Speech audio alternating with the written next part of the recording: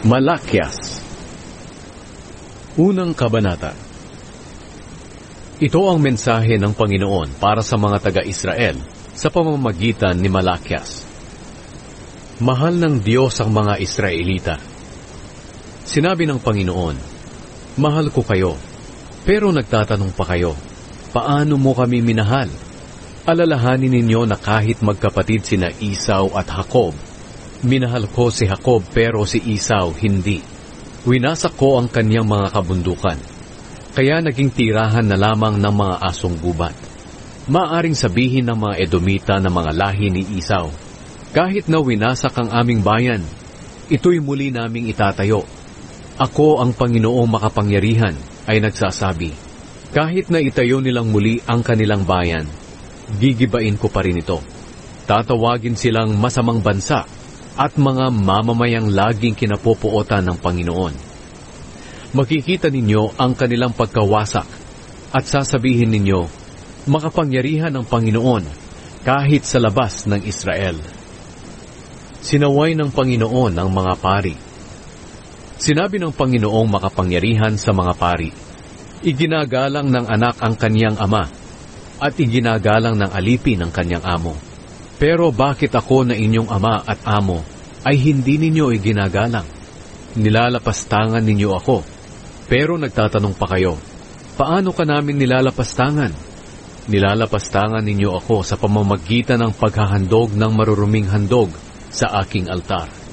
Pero nagtatanong pa kayo, paano naging marumi ang aming handog?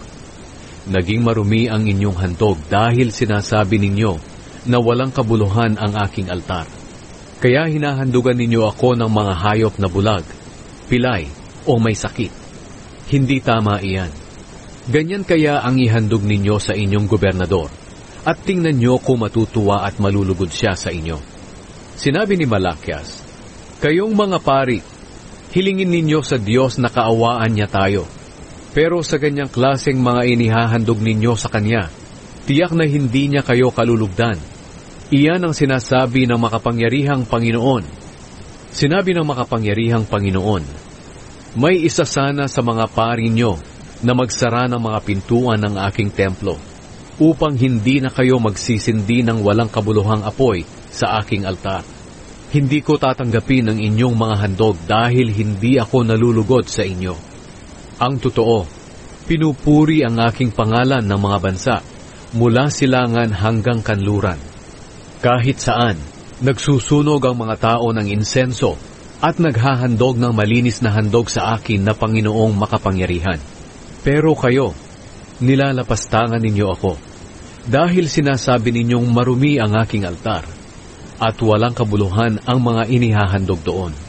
Sinasabi pa ninyo na nagsasawa na kayo sa paghahandog at binabaliwala ninyo ang aking altar. Kaya hinahandugan ninyo ako ng mga hayop na may sugat, pilay o may sakit. Akala ba ninyo'y tatanggapin ko iyan? Susumpain ko ang mga mandaraya sa inyo na nangakong maghahandog ng pinakamabuting hayop, pero ang inihahandog ay ang may kapintasan.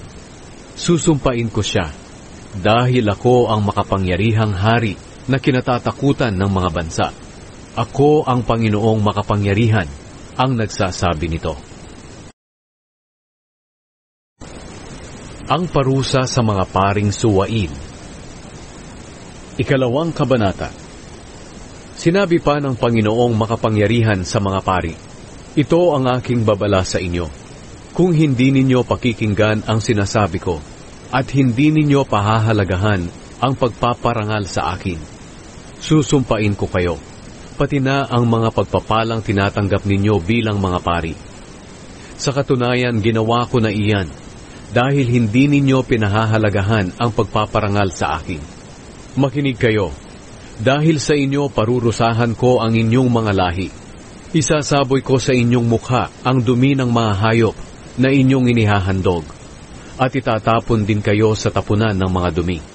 Dapat ninyong malaman na binabalaan ko kayo upang magpatuloy ang aking kasunduan sa inyong ninunong si Levi. Sa aking kasunduan kay Levi, ipinangako ko sa kanya ang buhay at kapayapaan, basta igalang lamang niya ako. At yan nga ang kanyang ginawa. Itinuro niya ang katotohanan at hindi ang kasinungalingan. Maayos ang kanyang relasyon sa akin at namuhay siya ng matuwid at tinulungan niya ang maraming tao upang huwag nang gumawa ng kasalanan. Sa katunayan, tungkulin ninyong mga pari na turuan ang mga tao na malaman nila ang tungkol sa akin at dapat naman silang magpaturo sa inyo dahil mga sugo ko kayo. Pero hindi ninyo sinunod ang aking mga pamamaraan. Ang mga turo ninyo ang nagtulak sa marami para magkasala. Ako ang Panginoong makapangyarihan, ang nagsasabing, sinira nyo ang kasunduan ko sa ninuno ninyong si Levi. Kaya ipinahamak at ipinahiya ko kayo sa lahat ng tao. Dahil hindi ninyo sinunod ang aking mga pamamaraan at may kinikilingan kayo sa inyong pagtuturo. Hindi naging tapat ang mga Israelita. Sinabi ni Malakias sa mga Israelita, hindi ba't iisa ang ating Ama at iisang Diyos ang lumalang sa atin? Bakit hindi tayo nagiging tapat sa isa't isa? Sa ginagawa nating ito, binabaliwala natin ang kasunduan ng Diyos sa ating mga ninuno. Naging taksil ang mga taga-Huda. Gumawa sila ng kasuklam-suklam sa Jerusalem at sa buong bansa ng Israel, sapagkat dinungisan nila ang templo na mahal ng Panginoon sa pamamagitan ng pagpapakasal sa mga babaeng sumasamba sa ibang mga Diyos. Huwag na sanang ituring na kabilang sa mga mamamayan ng Israel ang mga taong gumagawa nito, pati na ang mga anak nila at mga apo, kahit na maghandog pa sila sa Panginoong makapangyarihan. Ito pa ang inyong ginagawa. Iyak kayo ng iyak sa altar ng Panginoon, dahil hindi na niya pinapansin ang inyong mga handog at hindi na siya nalulugod sa mga iyon. Itinatanong ninyo kung bakit? Sapagkat saksi ang Panginoon na nagtaksil kayo sa asawa na inyong pinakasalan noong inyong kabataan. Sinira ninyo ang inyong kasunduan na magiging tapat kayo sa isa't isa. Hindi ba't pinag-isa kayo ng Diyos sa katawan at sa espiritu para maging Kanya? At bakit niya kayo pinag-isa? Sapagkat gusto niyang magkaroon kayo ng mga anak na makadiyos. Kaya siguraduhin ninyong hindi kayo magtataksil sa babaeng pinakasalan ninyo noong inyong kabataan. Sapagkat sinabi ng Panginoon, ang Diyos ng Israel, ayaw kong maghiwalay ang mag-asawa. Kung hiwalayan ng lalaki ang kanyang asawa, ito'y pagmamalupit sa asawang babae. Kaya siguraduhin ninyong hindi kayo magtataksil sa inyong asawa. Ang araw ng paghatol ng Panginoon. Sawang-sawa na ang Panginoon sa inyong mga sinasabi, pero itinatanong pa ninyo, ano ang ikinasasawa niya sa amin?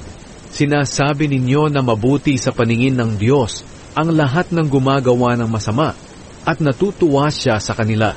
Pakutyan ninyong sinasabi, nasaan na ang Diyos ng katarungan? Ikatlong kabanata. Makinig kayo sa sinasabi ng Panginoong makapangyarihan. Ipapadala ko ang aking mensahero. Mauuna siya sa iyo upang ihanda ang dadaanan mo. At ang Panginoon na inyong hinihintay ay biglang darating sa kanyang templo. Darating ang inyong pinakahihintay na sugo na magsasagawa ng aking kasunduan. Pero sino ang makatatagal sa araw ng kanyang pagdating? Sino ang makakaharap sa kanya kapag nagpakita na siya? Sapagkat para siyang apoy na nagpapadalisay ng bakal o parang sabon na nakakalinis. Lilinisin niya ang mga paring Levita tulad ng pagpapadalisay ng pilak at ginto upang maging malinis ang kanilang buhay at maging karapat-dapat silang maghandog sa Panginoon. Sa ganoon muling malulugod ang Panginoon sa mga handog ng mga taga-Huda at taga-Jerusalem gaya ng dati. Sinabi ng Panginoong makapangyarihan sa mga Israelita, darating ako upang hatulan kayo. Sasaksi agad ako laban sa mga mangkukulam, sa mga nangangalunya, sa mga sinungaling na saksi, sa mga nandaraya sa sahod ng kanilang mga manggagawa, sa mga nanggigipit sa mga byuda at mga ulila, at sa mga hindi makatarungan sa mga dayuhan. Gagawin ko ito sa inyo na mga walang takot sa akin. Ang pagbibigay ng ikapu. Sinabi pa ng Panginoong makapangyarihan, ako ang Panginoon ay hindi nagbabago. Kaya nga kayong mga lahi ni Jacob ay hindi lubusang nalipol. Tulad ng inyong mga ninuno, hindi kayo sumunod sa aking mga tuntunin. Manumbalik kayo sa akin, ang Panginoong makapangyarihan, at babalik ako sa inyo. Pero itinatanong ninyo, paano kami manunumbalik sa inyo? Magtatanong din ako sa inyo, maaari bang nakawan ng tao ang Diyos? Parang imposible. Pero ninanakawan ninyo ako.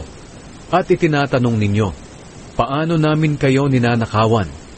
Ninanakawan ninyo ako dahil hindi ninyo ibinibigay ang inyong mga ikapu at mga handog. Iyan ang dahilan kung bakit ko isinumpa ang buong bansa. Pero ngayon hinahamon ko kayo na subukan ninyo ako, ang Panginoong makapangyarihan. Dalhin ninyo ng buo ang inyong mga ikapu sa bodega ng templo upang may pagkain sa aking templo.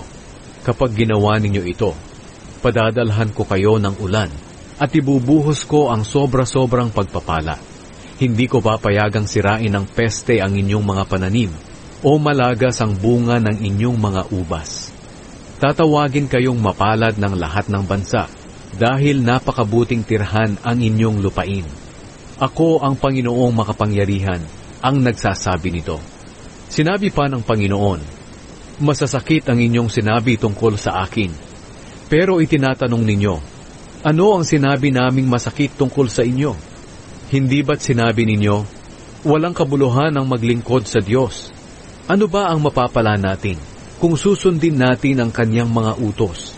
At ano ang mapapala natin kung ipapakita natin sa Diyos na nalulungkot tayo at nagsisisi sa ating mga kasalanan? Masasabi pa nga natin na mapalad ang mga taong mayabang, sapagkat sila na gumagawa ng masama ay umuunlad, at kahit na sinusubukan nila ang Diyos, hindi sila pinarurusahan. Pagkatapos nag-usap-usap ang mga taong may paggalang sa Panginoon.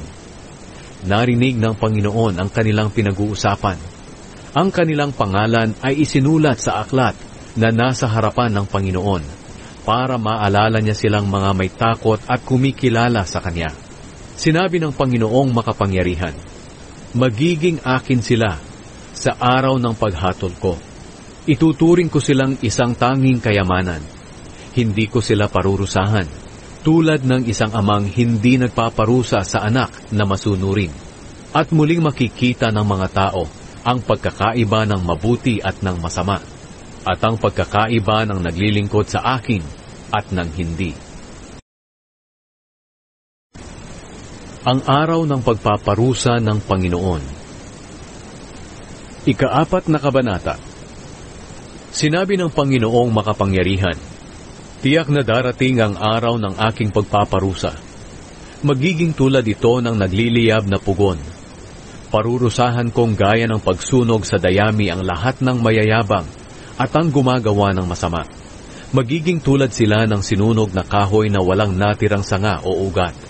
Pero kayong may paggalang sa akin ay ililigtas ko, gaya ng pagsikat ng araw na ang sinag nito ay nagbibigay ng kabutihan. At lulundag kayo sa tuwa, na parang mga guyang pinakawalan sa kulungan. Pagdating ng araw na isakatuparan ko na ang mga bagay na ito, lilipulin ninyo ang masasama na parang alikabok na tinatapakan. Sundin ninyo ang kautosang ibinigay ng aking lingkod na si Moises.